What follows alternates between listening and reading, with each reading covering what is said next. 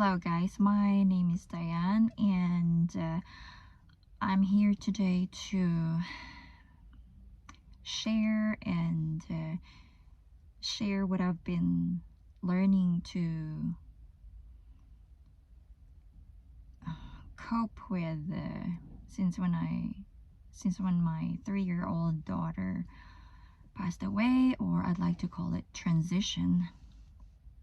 I'd like to call it transition because I believe deep in my heart that we are all energies in this physical form, and when we're done here, we are transitioning to the non-physical form. Right now we're in our physical form, experiencing this life in this earthly realm. Yeah, I'm here to share that since my daughter transitioned in 2024 of November during our vacation in Philippines. I am from Philippines. It's our first ever family vacation to go back to my family so they could meet both of my kids and my husband again after 10 years. Vilda was 3 years old and Luki, our son, had just turned 1 year old. Since she transitioned, one of the things that have helped me understand and go forward is NDEs, watching lots of NDEs. For many of you who haven't heard about NDEs, it's near-death experiences. Because when you lose someone, I don't want to call it lose or lost someone, is because you see I'm still practicing that idea, and I'm still working on it. As you can see, it's almost 1.5 years now, and yeah,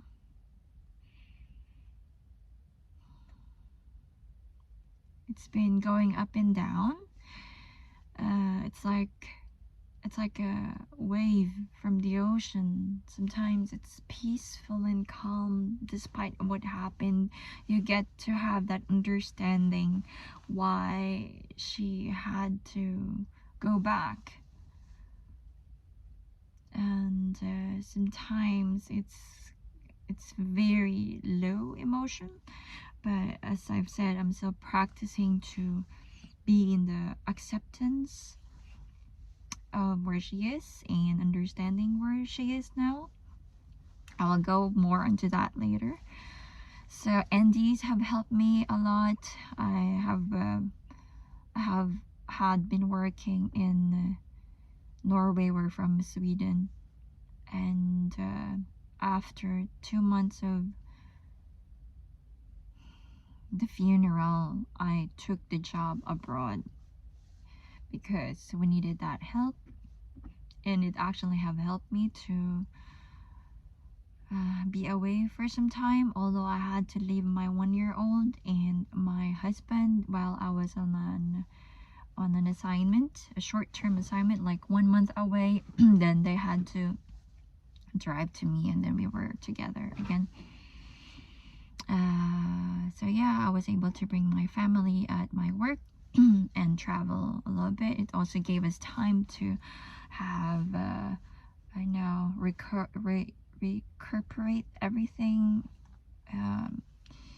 digest what had happened. It's intense because Vilda's body had to be transported from the island of Boracay where we were, and then thankfully my family helped me, as well as the European SOS. She was buried, no, not buried, but we had a funeral in the island fixed by SOS, and then we had to transported her body to Manila, and have our families and relatives get to see that funeral. And yeah, unfortunately some of them didn't really meet Vilda in person while she was in her physical form alive. Most of it were my immediate family, because there were many, and I'm so thankful for relatives and friends of my siblings, and yeah, who were there to support us and share sympathy. And then after a month, she's been transported to Sweden. It took a month of process, so we got a third funeral in Sweden for our families here, 2 days after Christmas. So that's our first Christmas with her in a non-physical form. Yep, and fast forward, I got the job, took my family as well. Well, they go after me, they went after me. We were able to have a kind of vacation work at the same time.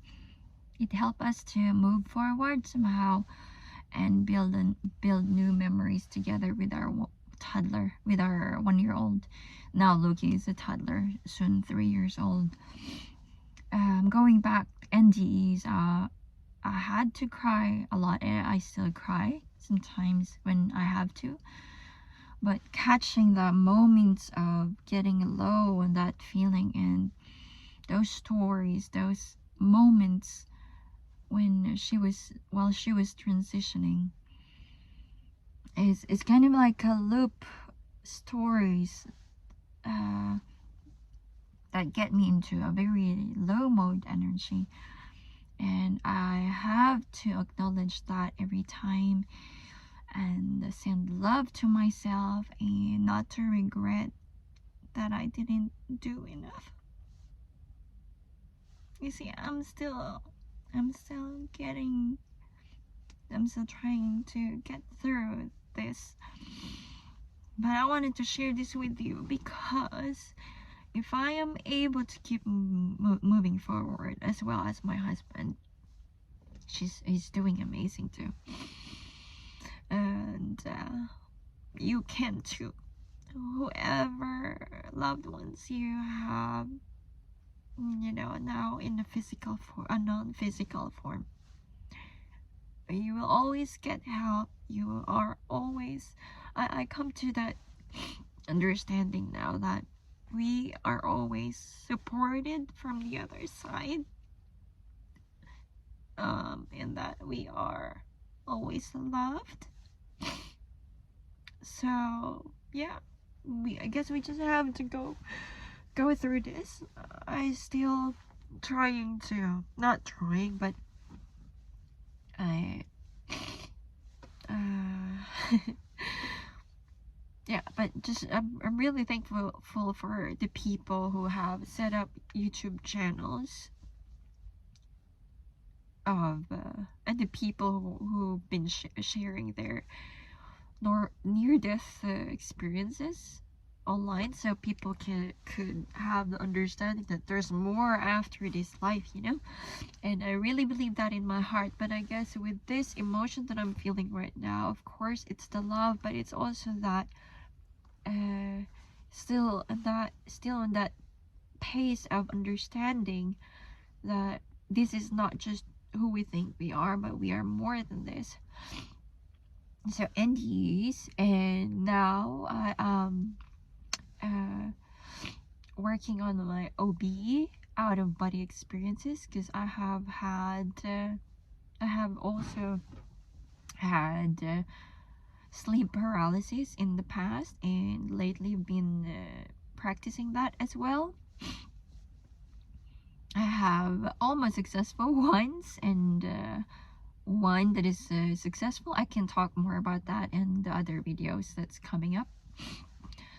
But yeah, so if you are going through as me, you are not alone. And if you ever have a pet who is now in also non-physical form, a daughter or a son, your mom or your dad, a very close friends of yours, whoever you have, they are still here. uh, they're giving us nudges every time. I could actually share my experiences while Vilda was transitioning, because we were in an island and we were in that emergency, a small emergency clinic in Boracay Island, Philippines. We've got separated room. I was with Luke in a small room, and we both had been treated. Oh, he's been treated, and my husband and Vilda were in a separate room. So she gets suddenly very tired. I remember I even went to their room for a short time because Luki fell asleep, and I left him with a nurse. And then she was happy, and she was happy, blowing bubbles even, and got tired suddenly. And then and then one of the doctors went to me and said that she's having a seizure. Before that, she fell asleep on her dad's lap for 15 minutes, and suddenly she's just seizuring. The feeling when I see her at that moment was deep in my heart that she's gone. She's gone in a sense that she's no longer in, her soul had left her body, had left this vehicle. I'm starting to call that now avatar, what we call it as well. It might be sensitive for people to say that way, but this is me. I'm sharing my experiences, what I'm feeling day to day, the past 1.5 years. I'm not here to judge, but I'm just here to share my experiences and hoping that this will also light you up, even just a little bit, and that would make me happy. I feel like I have to let it out and share, because we process this kind of lost in different ways, and so I'm here. Anyhow, how I felt during those moments when I saw her seizuring, it's really not her anymore, but at the same time I was able to handle the situation in a calm way and able to help the health personnel. And it's a feeling, it's a very when I look back, I haven't, when this happened, I haven't had any NDE videos that I have watched before this happened. So going back is like the moments of when she's transitioning was a peaceful feeling.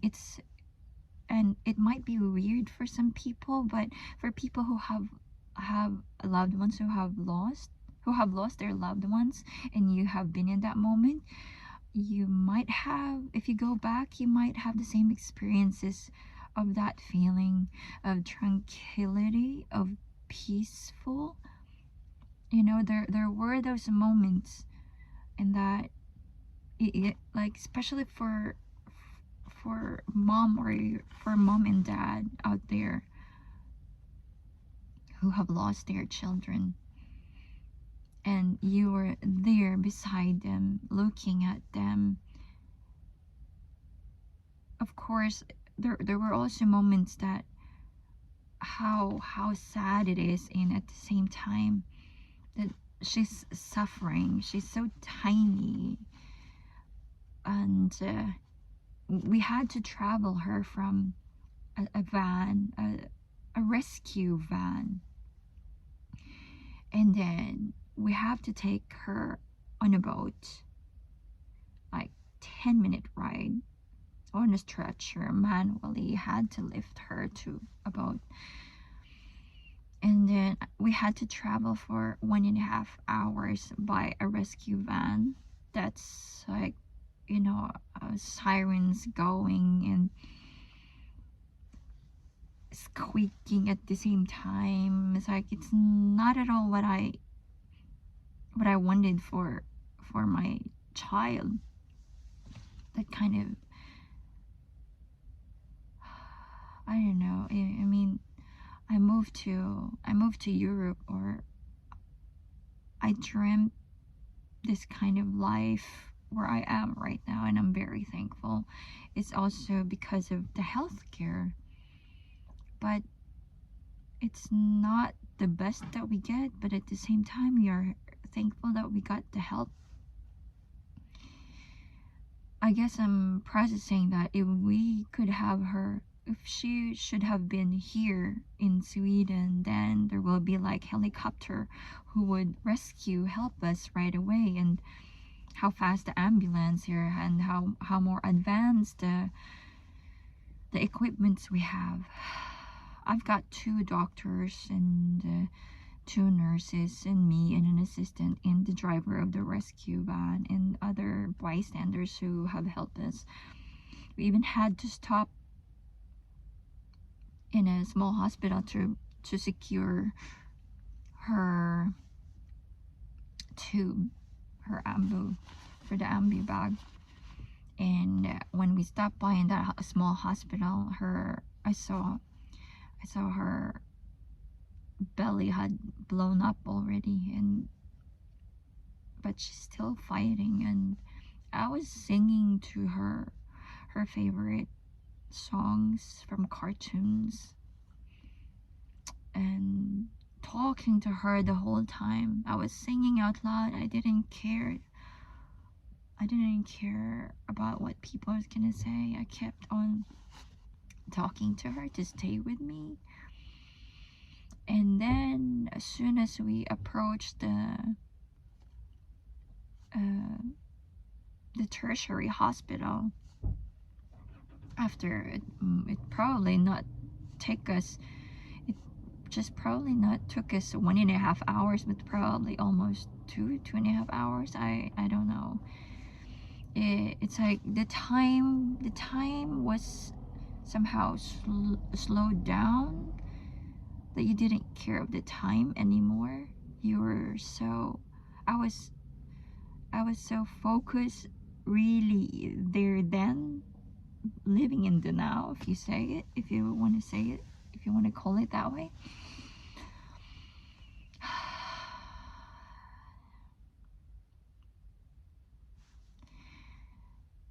This is not a perfect video, so I'm not gonna edit any of this, because I want you to also imagine and look back to your experiences, but capture those moments of peaceful. What I want to capture here, by the way, is not just because, you know, we don't talk about this. We don't talk about this part of the serenity, the peacefulness in those moments. It's like we expect that when you lose someone, it has to be very, very sad. Of course it is. It's how devastating it is, and the practical stuff that goes into it, you know, like the cost of this, the cost of that, depending on where you are in the world. We were just very lucky that we got all the help that we need. Yeah, I want to capture, or I want to emphasize those, and if you go back, emphasize or capture those peaceful moments that you felt.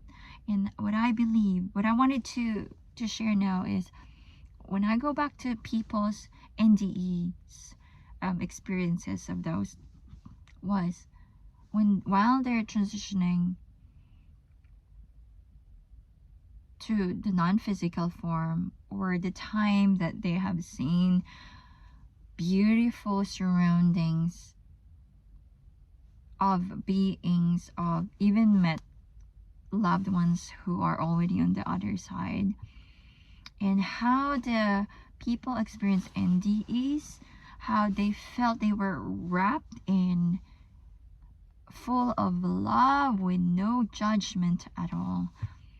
That is what I wanted to connect to when probably while Vilda is transitioning, and that's probably why we feel that peaceful and serenity, because deep in my heart, although I couldn't explain or I couldn't say it out on the through words to my families, was deep in my heart. And even while we're traveling, getting to the hospital, it's many hours, you know, and during those times, it's probably that feeling that deep in my heart that she's been taken care of. This is the words that I want to come out, that wants to come out. Sometimes it's hard to explain in words, you know. I wish I could just say it telepathically and then you get it, but I'm sure many of you have that experiences and gets it too deep in your heart. If you just listen, pay attention, tune in, they are well taken care of, and that's what I want to believe, and I believe that deep in my heart. I still pray, send love to Vilda, to my mom, to all the other loved ones who are on the other side. And I believe that when it's our time, they're also going to be there. Or when it's my time, Vilda will be there. And yeah, she used to sit on that chair. This used to be her sit. And then when Luke came to our life, she was behind me and Luke was here. So now Luke is using this seat. I remember the times when they were holding hands and I could see them from the mirror. It was really sweet times. Yeah, I don't know what else to share. But yeah, Andes have helped me a lot. I would cry and then cry because it's a mixed feelings, you know, when you lost someone that you have lived from when they were born. I don't know. You can share what your thoughts are. I don't know if you lost anyone that's so dear to you. How did you, or how are you still coping with it? What have helped you to move forward? Yeah, I want to share more also about I work in the healthcare and in the with the elderly. I've worked night, day, and afternoon shifts, and the night shifts was quite tough when I had to take care of elderly people who are passing. And it's beautiful at the same time, I must say. You feel that peacefulness, and I connected to when I heard from the NDE people who have NDEs, near-death experiences, where they are able to be in that beautiful place. The light spectrum that we have here is nothing compared to what they've experienced.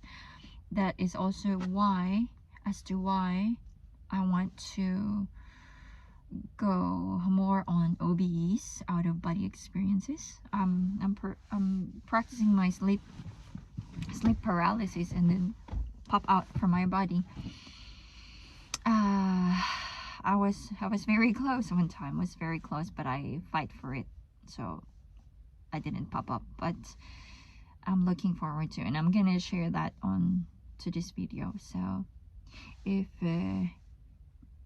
you would like, you could subscribe to this channel, and I hope this would help you too, somehow, or connect the feeling. Remember that you are not alone, and yeah, I hope you'll go past through it. And it can be heavy sometimes, but I promise that it's gonna get easier. Not easier, I would say, yeah, easier or lighter. And then comes back the memories. You would want to pay attention instead of brushing it off. If you have to cry, cry, because it's a process. But do not stay for too long. What I would do when I get into the moments of being sad, or going back to those moments with Vilda, how she looked, how I was pitying her, that, and regrets, I would acknowledge those feelings.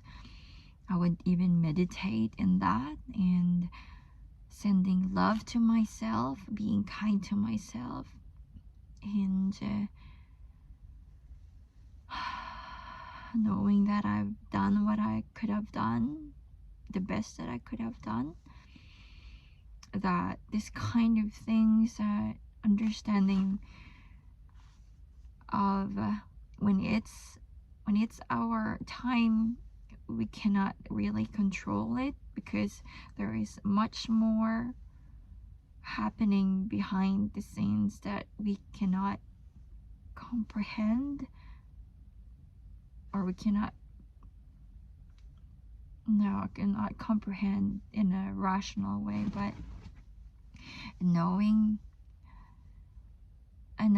that it's orchestrated in the way it has to unfold,